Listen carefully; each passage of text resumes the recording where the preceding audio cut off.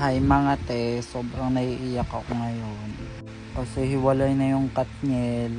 And nakita ko sa post ni Catherine Bernardo sa Instagram, isiwalay na talaga sila. Totoo talaga lahat ng mga nangyayari. Ayun yung post ni Catherine sa Instagram niya guys. Para maniwala kayo, stalk niyo yung post ni Catherine Bernardo. And ayun sabi niya, did she gave me 11 beautiful years and the kind of love that will never cherish.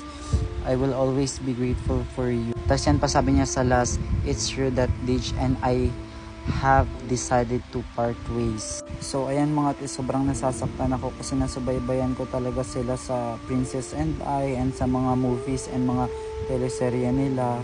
And yung mga time na dumadaan sa FYP ko yung mga rumor na ganyan, hiwalay na sila.